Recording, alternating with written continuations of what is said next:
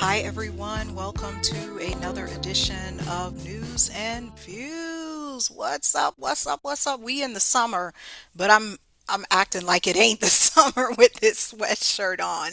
Our topic today is Black women and fibroids, and I have titled this Never Get Your Fibroids Removed. I have spoken to many women, especially with me being in the health field.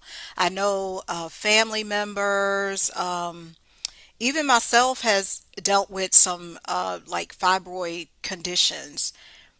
And to me, this is more of a spiritual and emotional problem. And this is what we're going to set up today, delving into the womb and provide you with some reasoning behind why you should never get your fibroids removed, or if your doctor is telling you you need a hysterectomy, we need to forewarn you.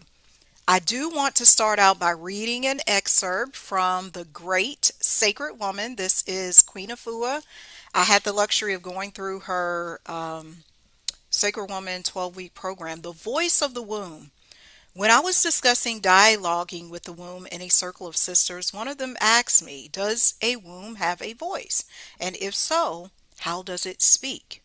The womb does have a voice, I told her. The womb has a language all its own, and yes, it does speak. Sisters, go within the heart of your womb in your daily meditation and listen well. Your womb desires to speak through you. Your womb will tell you what she needs. Your womb will tell you where she's going and where she's been. She will tell you how she wants to heal. The womb misses nothing. She knows all. The womb records every event of our lives. She records all of our interactions and reactions within our relationships. She senses our misgivings and receives all of the loving. The womb never forgets the lessons or the blessings.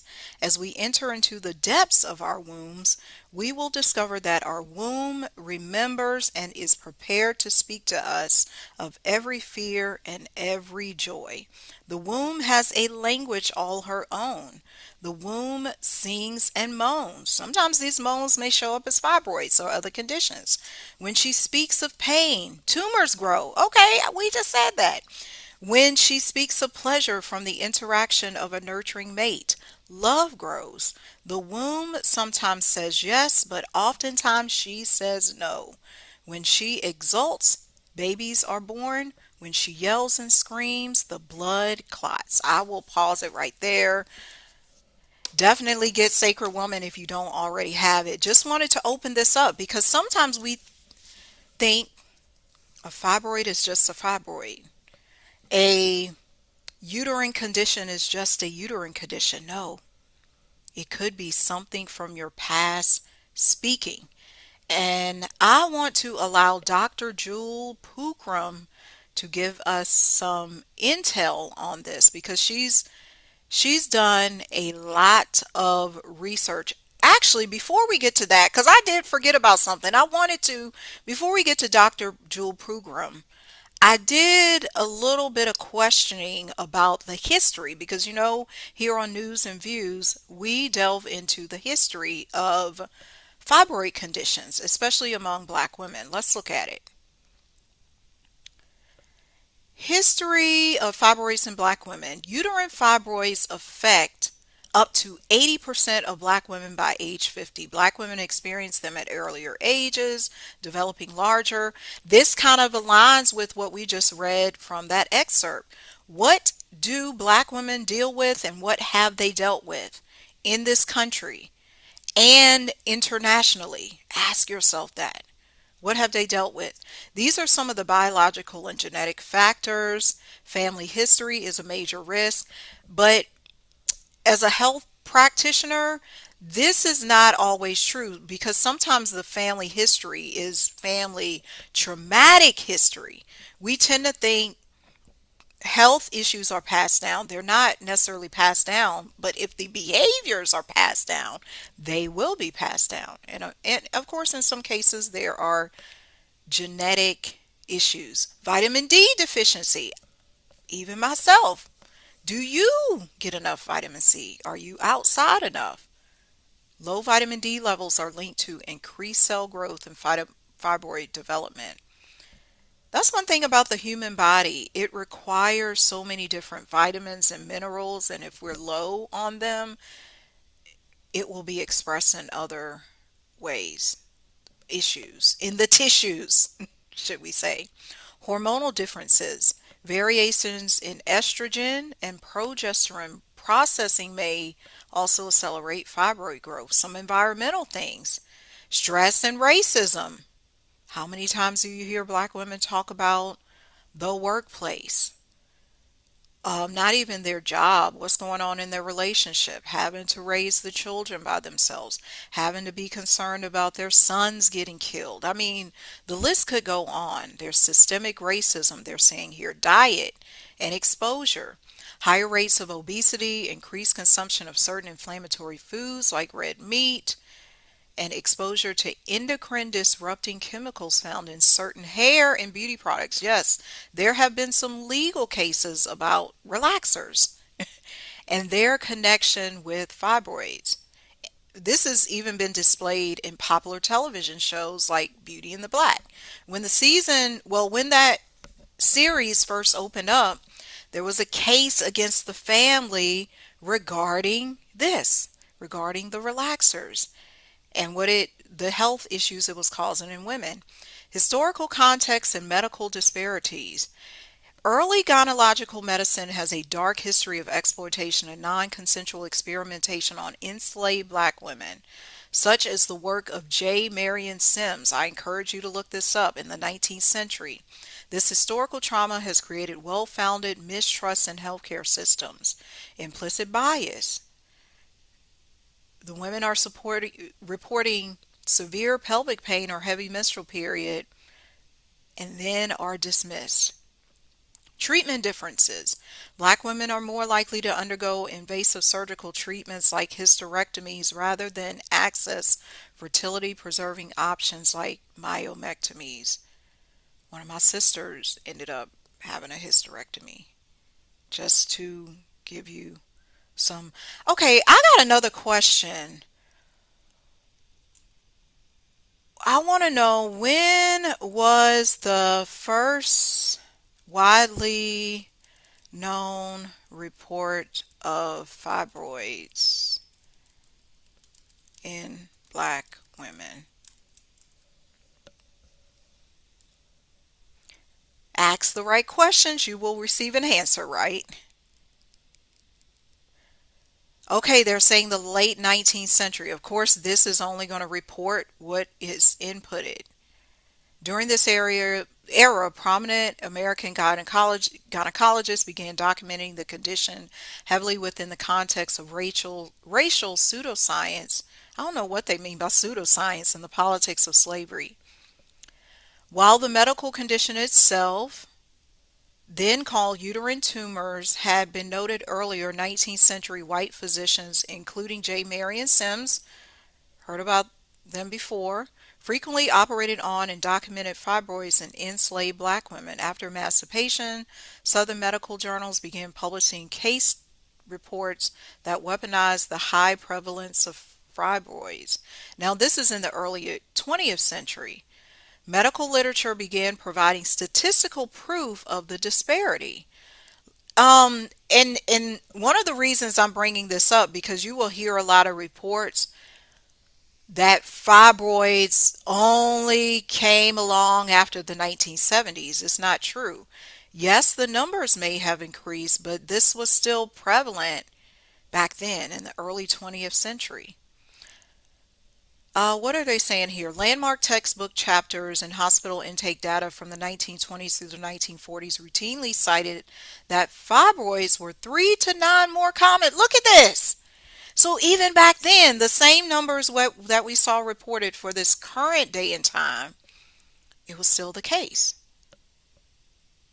However, these reports offer deeply flawed racist explanations, such as claiming black women possess a hyperplastic genetic makeup or linking the tumors to false Okay, they see sometimes when you're looking at data, you're looking at statistics, you're looking at history, you got to read this word. What do they mean by hyperplastic?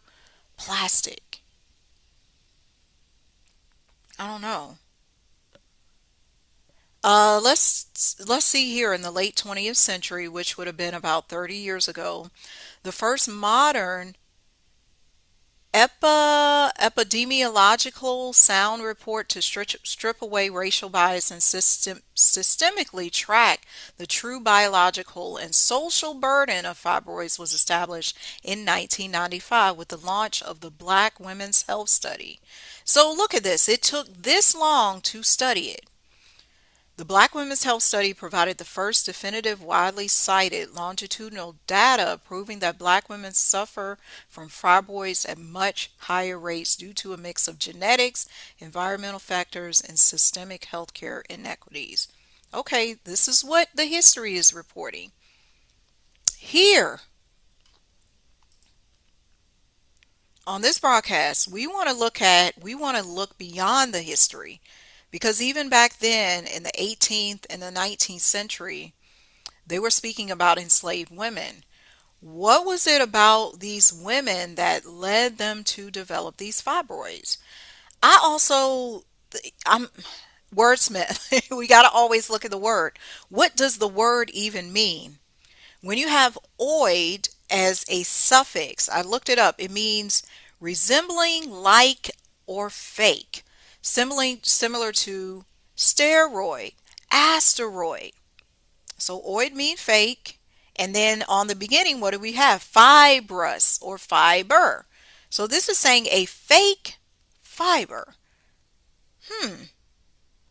If it's fake, what is it protecting? What's the real fiber? Ask the questions. This is something for you to look into. Look into what is this? What is this fiber? If it's a fake fiber, fibroid, what is it? What are the components of it? What are the elements? Why is it existing in these women's bodies? And some women have one, two, three, 10, some the size of a golf ball, some the size of a grapefruit. It just depends. Now we can get to Dr. Jewel Prukram and see what she says. Her research, her synopsis of this. Give me just a moment. Her presentation, and we're going to listen to a bit of it, is called The Truth About Uterine Fibroids in Melanin Dominant Women.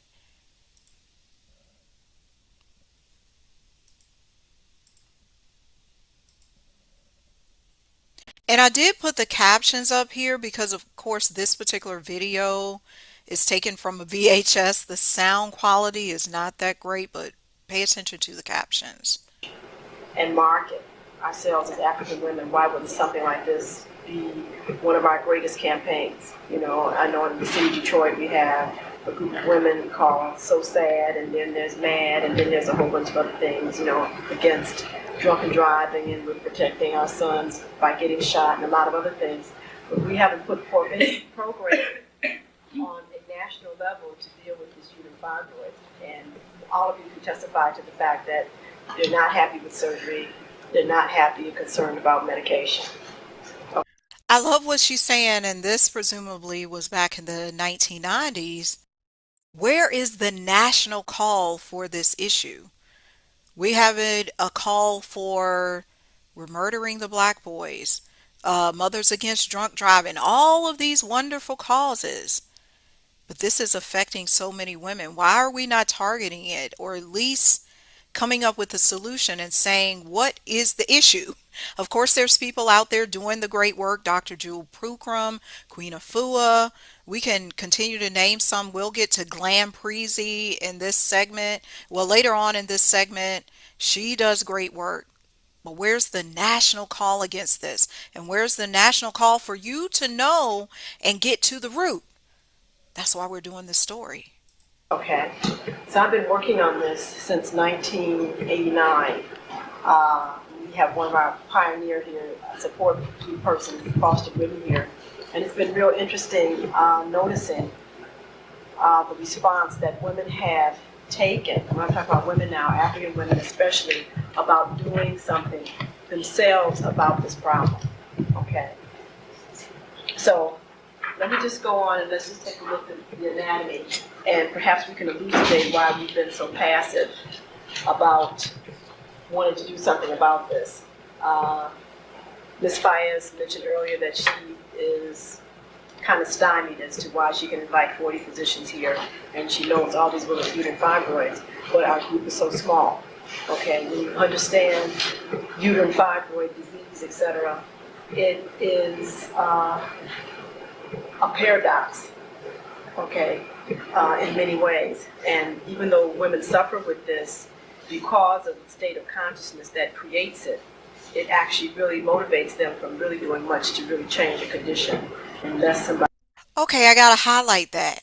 She's speaking of the paradox. She's speaking of the it's it's like so many women suffer from it but don't want to get the help because there is more of a spiritual emotional condition that causes it. So they don't even have the awareness or the consciousness to say, I can fix this. Some women are just apt to being told, you got to get a hysterectomy, you got to get on this medication, you got to get this. That's why the title is Never Get Your Fibroids Removed. Body actually wakes them up and makes them realize what the state of mind is that really brings it about. So let's look again at what a normal uterus is. Okay, and again, you open a lady, and this is how the inside the pelvis looks the uterus when we move all the intestines and everything back. So everybody's familiar with the anatomy. This is actually the womb. It's shaped much like a pear. We have the tubes here, the ovaries. We have the cardinal ligaments here, the round ligaments here that support it. There's a big band of tissue that comes across in front, known as a broad ligament. Then we have the uterosacral ligaments here that support the uterus. So the uterus actually is like a puppet on a string that moves in the pelvis. So when you lay on the side, the uterus moves to the side. You lay backwards, it falls backwards, etc. And that's part of the complication that happens with women when this organ gets fixed because of scar tissue or because of other organs impeding its movement. That's when it causes pain. But this is normally how this looks. That right there is so cool to me. Dr. Pukram, she done a research. The uterus is like a puppet on a string. It's designed to be mobile, to be flexible. We should know what's going on at every moment. But when it is there's some type of surgical procedure or is fixed into a certain place, it cannot operate efficiently. It does not move with you. Your uterus should move with you, not move against you. Here we have a group of plexes of all the nerve endings that are responsible for giving you the feelings and sensations that you have. It's interesting. There is an area in the center of the brain more so that actually deals with the uterus. And most women, unless they're in pain, do not feel their uterus, even though it's completely covered with a whole network of nerves, as you say. So it's like, why is it that you can close your eyes and you can be aware of where your finger is or your foot, but you don't know where your uterus is at any particular time? Okay, and it is because there has not been a stimulus for you to really begin to know the inside of your body and know that there is a direct connection between the brain and you being able to know what all of your organs are doing all the time, especially the uterus. So not until a woman has pain in the ovaries or pain in the uterus, etc., does she become aware that there's anything there.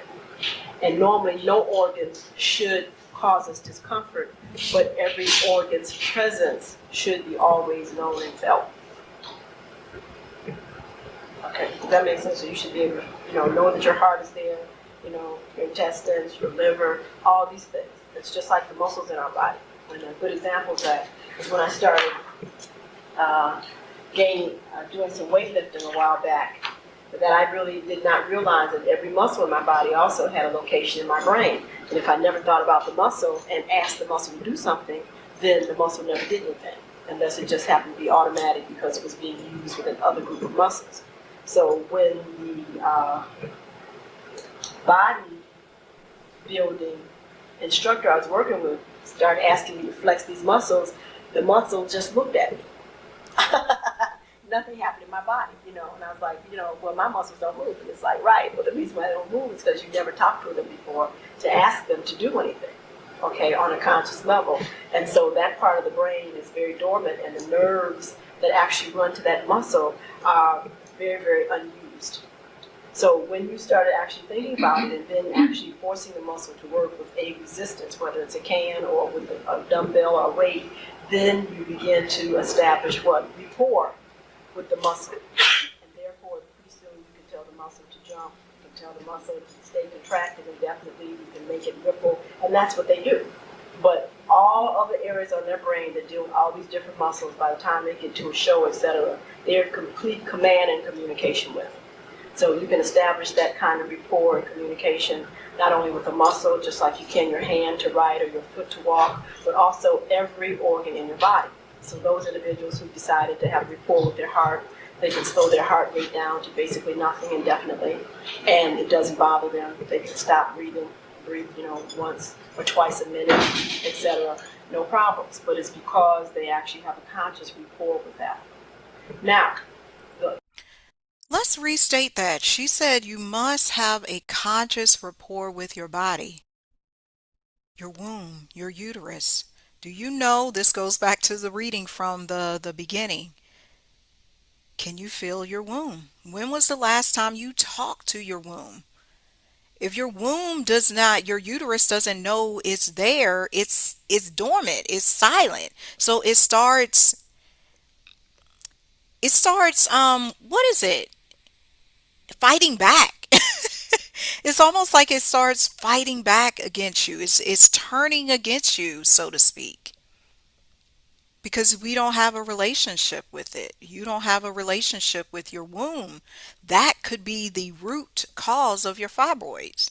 Do you have a relationship with your womb, or do you only recognize it? Do you only acknowledge it during your menstrual cycle, when you're bleeding, when there's pain, when you're having sex, when something goes wrong? No, you have to acknowledge your uterus at all times. Feel your body. Close your eyes right now. Can you sense your womb? Can you sense your legs, your elbows, your heart, your nose, your eyes, the hairs on the top of your head? This is how you do it. This is why you don't even need to remove those fibroids. You got to tune in and ask the fibroid, why are you here? What message are you sending me? What do you need me to change? unconscious mind is always busy telling the body what we are thinking and really feel all the time. But because most of us are very preoccupied with what we're doing on a conscious level, we really are not accountable for what we are doing on an unconscious level. So they talk about the fact that this is a left brain society. The left brain is responsible for collecting data and processing activities on a continuous, rhythmic, repetitive basis. The subconscious mind is aware of everything that's going on. It actually knows that it can hear the hum of this machine, that the door just opened, that somebody just came in, etc. Even though you think that you are just completely looking at me and listening to what I'm saying. So it is when we are still taking in all this information and processing it, but not having a exchange communication between the right and left brain, that we start having things happen in our life, things happen in our body that we all of a sudden say that we aren't responsible for. It is not true. Okay, these events, whether they're physical or whether they're in our outer lives, are representations of information that we have collected, that we perhaps in fleeting or just in a whimsical manner have made decisions about, that are now actually having enough magnetism where they're actually being drawn into our presence. So, let's just, anytime we look at the issue that we're talking about today, which is fibroids. And this is how a fibroid uterus looks. So if you remember, we had a nice smooth pair, and now this pair is quite distorted with all of these collections of what we call fibroid tumors. And we have found that these fibroid tumors are adulterated, smooth muscle uterine cells. The uterus is a muscle, but it's a particular. I gotta point out, and we'll get back to it. This looks so crowded. Remember that initial picture of a healthy uterus? Now with this fibroids, it's like it looks like trees. It's clouded with all of these bubbles. Just so much. Type of muscle. It's a smooth muscle. And when we actually take biopsies of this and look at it under the microscope, which is up here, okay, the muscles have become very, very distorted and are storing within them excessive amounts of protein and fat. So it has not been understood yet as to why this protein and fat becomes lobulated and concentrated in different areas of the uterus, but we have been able to identify that there's different types. So there's types that are on the outer surface of the uterus, which are called subserosa. They can actually become so large that they actually become pedunculated on their own stalk, which is what we call them a pedunculated subserosal fibroid. And these can be quite dangerous because if that stalk twists, it creates a tremendous amount of discomfort because in that stalk is the major blood supply and nerve supply to that fibroid. And so when it twists on itself, the blood no longer goes to the large fibroid and the nerve also dies. And it's the dying of the nerve and the dying of the tissue because no oxygen or nutrients are further going to it that actually causes the pain. And so many times this can cause so much discomfort that it presents like an ectopic pregnancy, and these women have to have emergency surgery. And it is because they have this fibroid that is what we call necrosing or dying. We also have these kind of problems. We're going to stop it there. And of course, we'll put the entire lecture in the comments. Definitely check that out. Because here's the thing. When it comes to fibroids and anything really in your body, when you are more aware of what's going on, what is in that fibroid, what is cutting off the nerve supply, what is encouraging the blood supply, what makes one be on the outside of the uterus versus the inside, what makes a fibroid in the fallopian tubes, all of this stuff. When you have that knowledge and you're not just getting it from your doctor, you can heal it. What you are aware of, you can heal it because this is your body. We are living in a time where you are sovereign over your body. You should not be handing over your medical to a doctor. Yes, you can use that doctor for information, for advice, for scanning. But then you got to go inside, just like she was describing. Can you feel your womb? Do you know what is going on? What is your unconscious saying? Are you always only paying attention to the logical nature of things because you're one of those, I'm a strong black woman. I got to get it going on. I got to get it. Or are you more balanced? And your right brain is speaking to your left brain. Be aware. Be fully aware of what's going on in your body. And for all the men watching this too, you might be watching this on the behalf of your wife, your sister, your mother, your cousin, whomever. Look out for them. Give them this information because you can always take out one thing and apply it.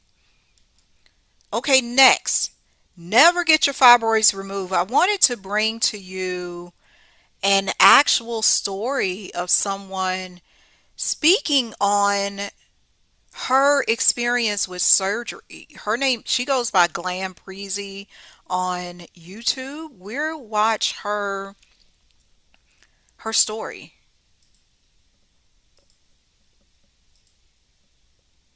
I might be able to do this full screen. No, let's leave it where it is. educated conclusion without all the factors. I stand on that. Whatever choice it is that you are wanting to make for your body, I hope that this platform serve as a place of reference to help you come to the conclusion that you need to make for your own body, okay? Because there's not enough of that happening for women with this condition, if I'm being honest. Disagree with me if you want. I support y'all 1000% with whatever it is that you are choosing to do. It's really important for us to acknowledge the fact that people who stand to gain the most from your ignorance are the ones taking advantage of you. Those are the ones that are not. Okay, pause, because she preaching. She said the ones who want to keep you ignorant are the ones who stand to gain the most. So if they're not telling you alternatives to surgery, alternatives to the myectomy or the hysterectomy, they're not saying change your diet, exercise, go back and look at the root cause, consider, just like Dr. Jewel Prukram said, consider, have you been speaking to your womb? What's your balance of your right brain and your left brain? Going back, analyzing all of this stuff within yourself before you decide to take out a body part. Look at who's gaining from it. Going to tell you the information. I'm not going to say no names and say who these people are, but those who stand to gain the most financially are not going to educate and empower you to make the best decision for your body. Okay. So the problem that I see with surgery outside of medical necessity, because y'all love to argue me down when you know I don't mean situations that are for medical necessity. Now stop that. Okay. I'm very well aware that there are times when you need to have medical intervention. I know this. The problem that I see with surgery that is not for medical necessity or medical intervention is the fact that it removes the product, not the problem. If fibroids are not addressed from the root. There she go. And this is speaking as someone who previously had surgery. That's why she knows this even better. It only removes the product, that lump or lumps that we saw, which is some fibrous tissue, but not the problem. What is the problem? And the problem could differ from each of you women watching this. Identify the problem. Cause or root causes, you stand a high likeliness of reoccurrence or regrowth and essentially entering this same cycle over and over. And at this point in time here in 2025, there are many of us who have already had this surgery that arrive here at this platform looking for answers. This is not just about women who have never had surgery and might be afraid or who want to save the integrity of their uterus. This is also for those of us who have already been under the knife, some of us multiple times, for the same thing and have never been told the information that I talk about on this channel. Okay. This makes me upset.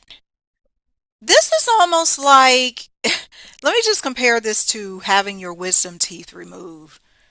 Let's say they went in there, the surgeon removed all four of your teeth, but 5 years later, they got to go back and remove all four of your teeth again. I would be questioning, wait a minute, you said you removed the teeth before, how they come back? How you have repeated fibroid surgery, how they come back? Didn't you say you was taking them out? Because we have not gotten to the root. We got to go to the root. We got to look at the history. Earlier you saw we delved into the history of the studies, the research. You got to look at your personal history with this. When did your first fibroid occur? What was going on with you emotionally? What was going on with you relationally? Do you think it's associated with anger, resentment, depression, lack of love for yourself, anything? This is something I noticed within my womb when I was going through Sacred Woman. There was so much because I wasn't paying attention to my womb before. I had had sex with several men, and part of my ascension in Sacred Woman was ripping up those. I remember it. I wrote on a piece of paper all the men and stuff I wanted to release from my womb. So I'm like, just get it out, get it out. And I could feel the release. You could have a womb that's heavy, so of course your womb is going to attract and magnetize, like Dr. Jewel Pookrum was discussing, magnetize fibroids, magnetize dysfunction, magnetize hardening, instead of being that movable piece of anatomy. So for those of us that came up out of that surgery bed and didn't have any guidance for how not to end up back there, this is a major problem for as well. Because again, those who stand to profit from those surgeries the most are not going to try to prevent you from coming back and having another one, are they? And I say this with love, but I need this to land on you, okay? If you decide to have surgery without addressing the root factors, the fundamentals and the root causes of fibroids, what caused you to have that surgery will be waiting for you when you get on the other side of surgery. Take a note and do with it what you will, but you need to know that surgery removes the product, not the problem. It's about time that we get with the reality that our hormone health is our health. There is no separation. Our period health and the health of our cycles is our health as a woman. They are one and the same.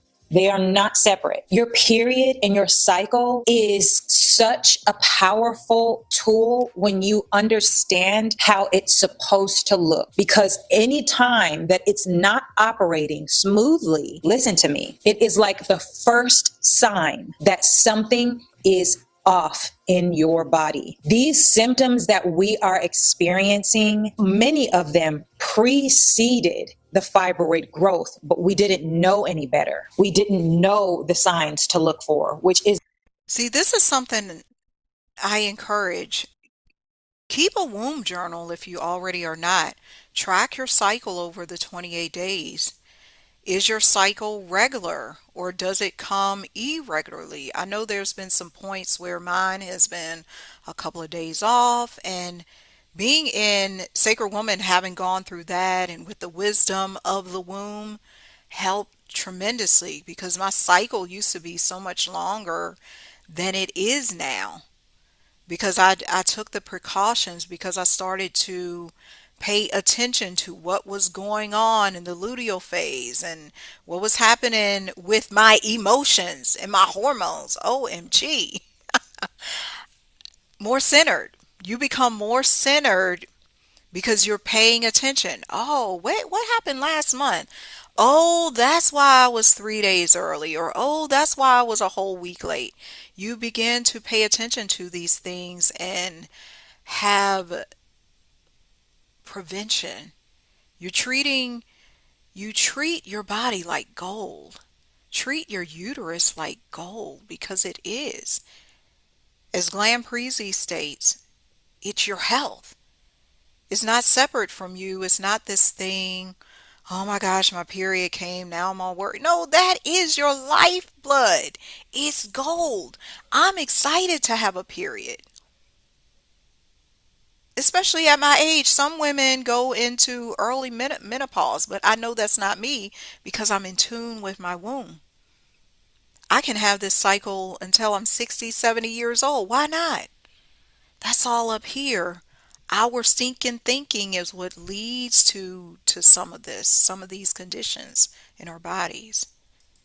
Is the reason why fibroid awareness is so very important and why I'm so serious on this topic today. Because what I talk about, if it were common knowledge, it would stop us from getting to the point where we have 15, 16, 17 fibroids. It would stop us from getting to the point where we're now having fertility issues. It would stop us from getting to the point where now it's hard for us to sleep comfortably and our periods are running our lives and our brain fog is so crazy that it's hard for us to operate in our day-to-day lives. We knew the information that I talk about on this channel as common knowledge, we wouldn't even get that far. You know what I mean? So it's very important for us to realize that.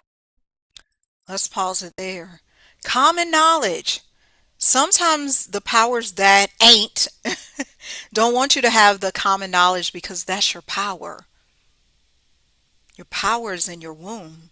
Once you know how it operates, once you know you can manifest from your womb, once you know, okay, this is what's going on with my womb, you're unstoppable.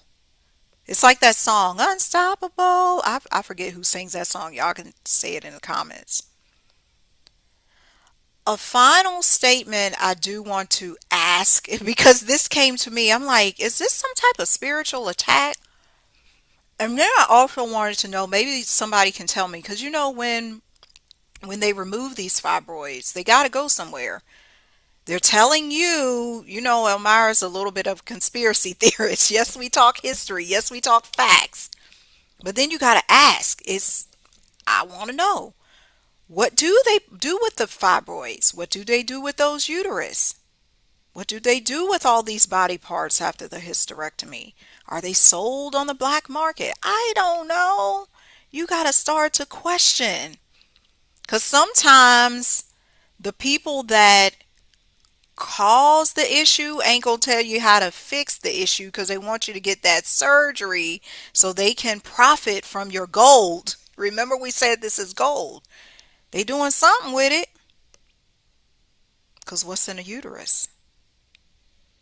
That's where life is formed. And with all these hysterectomies, you gotta wonder what's going on with those body parts. We already know what happened in the Epstein files, and that won't even the half of it because a lot of that was redacted. What would make this so wild and crazy? Again, never get your fibroids removed. We outlined several things. Let's recap. The first one was historical context. Look at the historical context of this. Does it make sense from from that aspect? Number two, we looked at the conscious aspect from Dr. Jewel Prukram. We also delved into the spiritual, psychological, emotional aspect by reading that passage from Queen Afua's Sacred Woman. And then Glam Preezy, she stated for us her own personal experience with the surgery.